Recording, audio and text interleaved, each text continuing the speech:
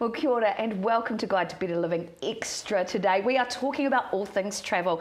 And in the studio, I have our resident travel expert, Mr. Mike Hogan from the Travel Guys. Welcome to the studio. Thank you very much. So nice to have you here. We've just been filming with you this morning for your next episode of the Travel Guys, which you've been doing for how many years now? 2 years now, 2.5 years, I think, yes. Fantastic. And you've had guests from all around the world. I have. I've been lucky to have guests, either people that are based here representing overseas countries or destinations or products, but also visitors from overseas. It's been great to have them along too. Excellent, excellent. Now, you have quite the history with travel as well, so tell me about how you got into the travel industry, because it's been a lifelong love for you, right? It's been a love at many times. It's been a bit of despair from time to time, but no, briefly, how I started was I didn't know what I was going to do. My mum saw, when I was 16, and I just scraped through UE, and my mum saw an ad for NAC clerical cadets. Right, NAC, the old, for younger viewers, that's National Airways Corporation, the domestic precursor to Air New Zealand. And so I applied and I got the job. Yeah, and I did. Wow. I'll never forget my first experience. It was so funny. I got interviewed by the personnel officer, and he said, well, your first 6 months is going to be, you're going to have 6 months in each division, and the first one's going to be in cargo. And by the time you finish your 6 months, you will know every destination that NAC flies to in New Zealand. And when I looked at it, I worked it out. I thought, I could spend a day down there with a book and written them all down, memorised them. I could have done that in a day, but I didn't really need 6 months of hiking parcels around in the sand, but I did anyhow. Yeah. And so I did 2 years there, and then I decided I needed to do a bit of travel, so I needed to save, so I spent a year as a labourer on building sites to save money and headed off to England. And yeah, and I got to England, and I met my first wife had gone earlier, and we got together again. And I remember I was trying to find a job there, and our rent was £8. I'll never forget this. Our rent was £8 8 week. The first job I got was £11.50 a week, which didn't leave much for keeping us going. Had a little baby on the way, started young. Gosh. Anyhow, I was walking past an airline. A friend of mine worked in AC, works in there, Japan Airlines. I was going for an interview with British Airways, and he said, oh, Qantas are hiring. You should ring them. So I rang Qantas. Cut a long story short, I got a job with Qantas in the ticket office. I spent 2 years there. Probably the two most exciting times of my life. I loved every minute of it. Yes. The office was on the corner of Piccadilly and Bond Streets. Yes. You're talking of 69, 70, 71. London was swinging. And then good. At lunchtime I could walk out, turn left, go down Bond Street, and there's Carnaby Street. And love Carnaby Street. There's two of the Bee Gees just driving past. Stop it. Yeah, exactly. Wow. And it was just, it was swinging London at its best. So it was a very exciting time. But had another baby coming along the way, so I had to get back to New Zealand. And I actually, by sheer chance, Qantas didn't employ from outstation to outstation. You had to go and give an interview. So there was a job came up in New Zealand, but I had to fly from London to New Zealand for the interview. Oh, of course. And then go back again. They didn't have Zoom. No, exactly. So I got the job with Qantas in Auckland, and I spent 3-4 years there, and loved that. I really enjoyed Qantas. Still got a soft spot for the airline.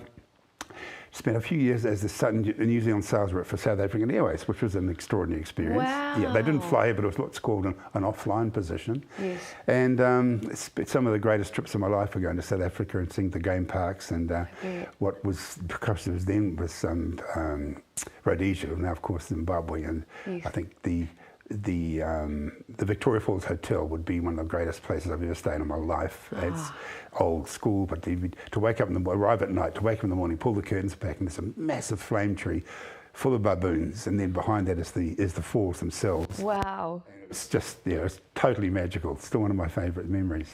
Yeah. So from that part of your career, you continued to evolve and travel. Where did that take you? It took me from there. I started managing a travel agency, and then I went to a wholesaler, handling their groups divisions, and I ended up having to drop everything and rush to South Africa in 1976 to help look after a group where things had gone pretty badly wrong. And so I had to look after this group that they'd gone to Montreal for the Olympics in 76, and then went to see their All Blacks in 76. I could write a book about the 2 weeks I spent with those two. I really could. And then I ended up being a partner in a travel agent. I worked in that travel agency for a number of years. And then I started a business called Travcore, which was travel courier business. And we used to do two sides of it. One was handling visa and passport processing. Yeah. which was a nightmare for travel agents. They're all expected to do it, but no remuneration for doing it. Oh, right. So, and if you make a mistake, of course, your client's it's disaster. So Travcorp was a few years, and we ended up getting bought out by the Freightways Corporation. And they were battling. It was a battle that went on for 2 or 3 years, and we worked out we had 3 months of income to go before we'd have to raise the white flag and fold. Wow. We found out afterwards, they bought us out, we found out afterwards that Trevor Farmer, who was the boss of Freightways, had said, you've got 3 months to sort this Travcorp business out, otherwise we're out of the travel business. No way. Yeah, so I got right down to the wire, yeah. Wow, gosh. But that was an exciting time. I never forget that. I could write a book about the Travcorp experience, but one particular one I'll never forget. What gave us a huge jump was the French suddenly had decided we needed visas. I was after the experiences then. And suddenly everyone going to Tahiti or Noumea or France had to get visas. And the embassy in Wellington was totally unprepared for it. So the agents loved it. They could give it to Travcorp, go sort it out. You go and get them organised. I ended up flying down to Wellington because they couldn't find passports. People were flying out in a couple of days. It was just a nightmare time. And I remember this young lady, I dealt with her over the phone, and she says, Mike, come, look at this. And she opened the door. And I swear it was a scene of a movie. There's a storeroom, and there's applications piled about 2 metres high. Some of the envelopes had broken open. So you had to accompany them with photos and with forms. Yes, and the photos, there's photos lying there, there's a form there, there's a passport there. I just sit on the floor for a whole day with her, just sorting everything out, yeah. And then working out who was flying out in the next few days, and then we had to sort them out. And one particularly, I'll never forget, I flew back from Wellington. He was waiting at the airport to grab his passport to jump to the international terminal. Oh my goodness, it's like something you'd see in a movie. It was absolutely something you'd see in a movie. So you haven't just worked in the travel industry, you've sorted out the travel industry? I felt we were doing that at that time. Yeah. And moving on from that, you went in and you set up Hogan and Associates, correct, right? Yes. And that was representing businesses across the Pacific. What happened was it was quite extraordinary. Freightways had bought us out. I still had a role in Travcorp as such, but it really wasn't me working for a big corporation. I didn't know what to do. And I was chatting away to one of the tour companies at the time, and one of the guys, and I mentioned that I was looking for something. The chap rang me, he said, I think you should come into the office tomorrow. I've got a friend you should meet. And tell me more. And he said, no, just come. So I went in, and there was one of the great characters of the travel business in the South Pacific, a gentleman called Mr. Dan Costello. And Dan owned Beachcomber Island in Fiji and Treasure Island. And he was in New Zealand looking for a New Zealand representative. Right? And we hit it off just like that. And I walked out of there an hour later and went home to my wife and said, I've got a new career. What are you doing? I'm the New Zealand rep for Beachcomber and Treasure. What does it involve? I said, I'm buggered if I know, but I'm sure I'm going to find out.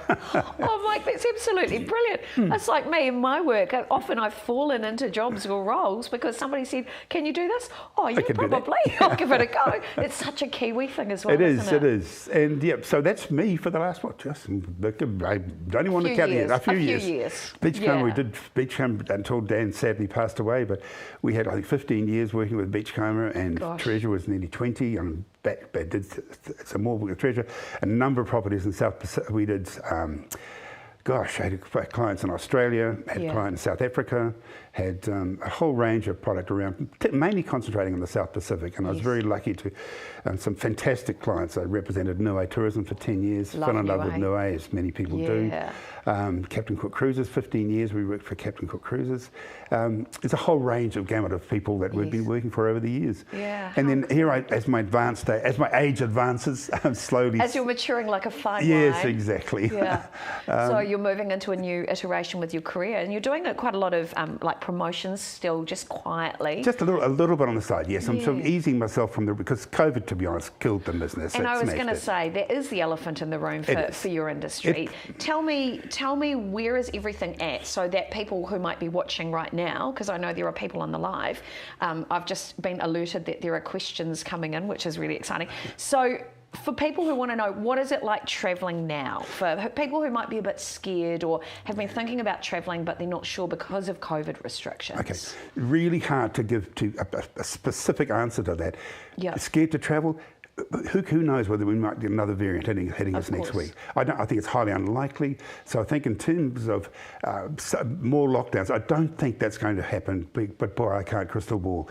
But if it was me, I would be certainly happy to travel if that was my only concern, right? What our concerns are, there is a massive shortage of staff worldwide. You just need to read some of the horror stories in places like Heathrow, queues for 3 or 4 hours, baggage getting lost, people can't find their bags, etc. That's my concern, and I hope I'm not upsetting some of my colleagues in the travel industry in saying that, but that would be one of my concerns, that there is a huge pressure on people who desperately want to travel. Sonny, who we were talking to earlier about Samoa, what he didn't brush on is that the massive number of Samoan people, New Zealand-based, desperately wanted to get back to see their whānau in Samoa, and conversely, people in Samoa wanting to come here. So that he mentioned VFR, that's the Visiting Friends and Relatives market, as it's called. That's a huge amount for New Zealand, from New Zealand to the Pacific nations, and also to the UK and Australia. We want to go and see our cousins and our friends. And I've got 3 children and 3 grandkids in London. I'm dying to see them. I bet you are. Can't wait to see them. So concerns about that, I don't think so. But travel, be careful, because to talk to your travel agent. The travel agents know what's happening, which airlines are not having issues. There may be a different routing, a different carrier to get to a place like London that is going to avoid some of the nasty bottlenecks. And so I would check it out and ask your travel agent to investigate that for you. Really good point there. And obviously I know that people are thinking they can get better deals by booking themselves online. Not always the case, because you need those travel agents to help you in times of challenges like that. And obviously they can sort insurances and things like that out for you as well. Is that right? Yep. And I hear cases of people going direct to the airline and getting a much better deal, but they're much more in the minority. If you can find a good travel agent, there's a lot of risk associated with that too, right? There is, yep. But if you can find a travel agent who can do that, and there's some good ones out there. Mind you, the travel industry has been devastated here. I know friends of mine that had to wind their business down almost to zero. Of course. Now they've opened, but they can't get good staff because a lot of people... They've pivoted into exactly. They different had a role as a consultant in travel, and they're now in other markets and earning more money, I hasten to add. So there's a struggle getting good staff. If you can find a good travel consultant, they're worth their weight in gold. So for anybody who's been considering travel, not as in travelling to places, because we'll touch on that in a moment, but thinking about it as a career, is now potentially, as we're coming out of COVID, a good time to consider jumping on board. Very much so. Now, one thing, I can't answer this off the top of my head, but in the past there's been some very good travel training colleges. I'm not sure, I haven't seen them being advertised recently. I'm surprised they're not, because for the very reason you've just outlined. Yes. But some travel agents will take people on and do their own training. The Flight Centre Group, for example, they prefer to take people with no training, because they train them to their specific standards. Of course. So the big travel agency groups like Flight Centre, House of Travel, Hello World, First Travel Group, U-Travel, they will do their own internal training. But they might be short of training people too. True, but I guess investigate, go and look, go and find out. Yes. And if you've got the right personality, the right attitude towards work, and if you've travelled a bit, so you know these destinations. Absolutely, and that's the other thing I was going to say. It's really important. Gosh, when I think I was working in London and way back, and people would say, "Well, what's such and such like? What's Hong Kong like in February?" It's quite warm. I heard it below freezing. I can get cold.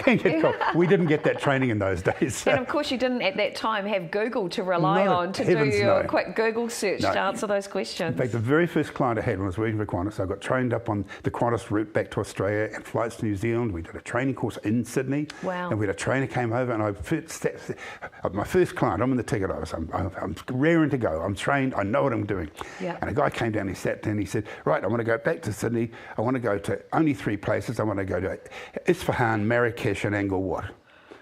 Blake, I had no idea what he was talking about. Wow. All my confidence crumbled. Look, just a moment, I'll just be making an app with the atlas. Where the hell is those places? Oh, wow. It was my first experience, and learning how geography was a massive thing. Yeah. And of course, kids don't need it now. You don't need it because you look it up in Google. And I find that really sad. I used to love sitting down with my books, learning which airline flew to such and such. What was the capital of such and such? And my geographical knowledge when I was in my 20s was, when I look back on it now, was pretty amazing. But I was no different from others. Yeah. But now kids don't. Oh God, I sound like an old man when I say that. I was going to say, kids of today, stop, Michael. Don't say that. But if you don't need to learn it, because you can always find it online. And I find that's a bit sad. Yeah. But at least we can travel. Exactly. And that's what we've got to be grateful for. Yep. Now, speaking of which, I know there's been people popping in and out of the live feed today who have been saying, "So Mike, you're the travel guy, you're the expert. What would be your top 5 destinations? Because you've been to so many. Oh, wow. What are your top 5 standout destinations? Because over the time that we've been working with you filming these episodes as well, I've heard so many stories from you, and it seems that every destination you've been to has had a little piece of your heart. But there must be your top 5. That's a hard one to answer, mate, because to be honest, a lot of my long-haul destinations were a few years ago, because I said my business would be focusing on the South Pacific. But if I had to pluck them right out of the top of my head, I'd say I'm saying Scotland. I love Scotland. Yes. Why? Yep. Give me one reason why. Watch a movie called Local Hero, and you'll know exactly what I mean. It's on my list. Okay, thank you. That's all I'm going to say. Watch Local Hero. You'll know why I'd love Scotland. Perfect. Okay. Yep. South Africa and Zimbabwe. So jump back. Why South Africa, Zimbabwe? The game parks. Okay. That's really the coastline of South Africa is sensational. The cultural aspects, but the game parks, and also the ruins of Zimbabwe. So few people know about it, but then you go there and you see these massive walls, 15 feet thick, all no cement, 15 feet thick, 30 feet high, all made from stones, all positioned perfectly, no cement, all actually thousands and thousands, and no one's quite sure who built them and when. Gosh. It's an amazing sight. One of the ones that made me stop in the tracks, it really did. These are coming right out of my head as we're talking. Ayers Rock. Really? Ayers Rock to me was, so many things I've seen over the years, where the reality was just a bit smaller than what I expected. Or there was too many people. It wasn't the sensation that hit me. But to go to Ayers Rock, and because it's massive. It's 80 metres taller than the Sky Tower. Oh my goodness. It's 9 k's around. And it comes straight, you walk along, ding, ding, ding, ding, ding, whoop, it's up there. You're not climbing up like, here's the next mountain, there's Mount Everest. Right? Wow. It's in the middle of the desert. It's the most extraordinary, it's got a powerful aspect to it. And just walk on, be with a group, get away from the group, just walk and just get this feel. And then when you see it when it rains and it changes colour to like a purpley, sparkly hue, it's hard to explain. But also that whole area, then 50 k's away, the Olgas, at Katachuga, I think I pronounced that correctly. Yeah. And there's 5 big humps, and one of those is 100 metres taller than the Sky Tower. And you walk in the Valley of Winds, it's about as wide as your room here, and it goes up. Goodness. So this spectacular side, and the desert itself is extraordinary. Yes. And I'll never forget going at Alice Springs, walking from an air-conditioned coach to the office and nearly expiring from the heat. And then in the courtyard, there's a big wheelbarrow, about yay big, and with steel toy wheels. 2 guys pushed that wheelbarrow through the desert, 1,000 k's up to Darwin to lay the telegraph line. No. And you've expired after 50 metres of the heat. That's just incredible. It is. Something about the outback of Australia. I've got friends in Perth, and these guys, they like nothing better than to just get in the 4x4, throw some water in the back, and off they go, and just drive through the desert. Yeah. Okay, so let me recap. You've said Zimbabwe, you've said Scotland was your first one, you said South Africa, Zimbabwe, Ayers Rock. Yeah. What would be number 5? Niue. Oh, you've got me there. I love Niue as well. It's very special, isn't it? There's something about it. There's something magical about Niue. It's so untouristified, so different. Yeah, well, you've been there. I have. An island, nearly 4 times the size of Rarotonga, with only 1,500 people on it. Only 2 flights a week. There's never more than a couple of hundred tourists on the island, and just poking around those beautiful swimming and snorkeling spots, and of course, swimming with the whales. They come within 100 metres of shore. And, incredible. So Niue definitely features up there myself. Look, I'd have to agree there with you. I think for me it was getting off the grid as well, because at that time they only had 2G, and we were doing a live stream from Niue. So they actually had to bring an extra internet connection so we could stream with MasterChef Ray McVinney. So it was a very special event. But what I loved was completely disconnecting. Absolutely. And taking that moment to actually enjoy the surroundings. I'm always, experiencing everything, but I'm always on my phone doing work at the same time. Yeah. I had no excuse this time. I actually had to disconnect. And I think I experienced the island better because of the limitations. Absolutely. Getting out on a personal tour into the sort of the rainforest, seeing the crabs, the unga, climbing a tree, freaky, but one of the best experiences I think I have ever had. I'm not really an outdoorsy kind of gal, so it was challenging for me, but it was fulfilling for my soul. Yeah. And so for you, what would be the must-see absolute things you have to do on UA? Oh, All of it. Okay. Well, yes. I mean, you have to go to places like the Matapa Chasm, the Limu Pools. There's about a dozen there. Just tell people, go on the website at nuatourism.com and have a look. You'll see so many little spots. It's a place you get up in the morning, pack your bags, pack your togs, pack your water, and just drive. And every few hundred metres, you'll see a sign saying Sea Cave, Chasms, Beach Walk, such and such. And what's down here? And you find a little place and you love it. Go back the next day and there's somebody else there.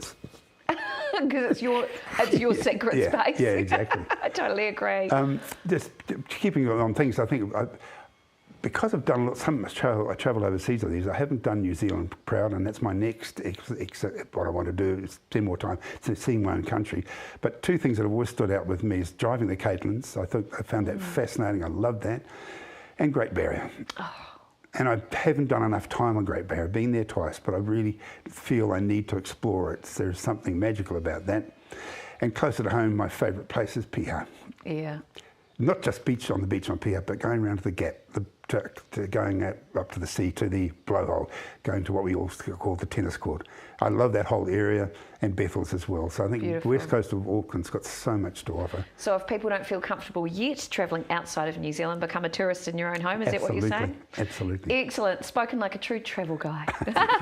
Hey, Mike, thank you so much. You know, we've been live for over 30 minutes. Crikey. And time just disappeared, but that's what happens when you're talking about travel, right? It certainly does. Excellent. Well, thank you for joining me for today's live. I've had so much fun hearing about your story. You really are the epitome of the travel guy. So thank you so much for your knowledge and your wisdom.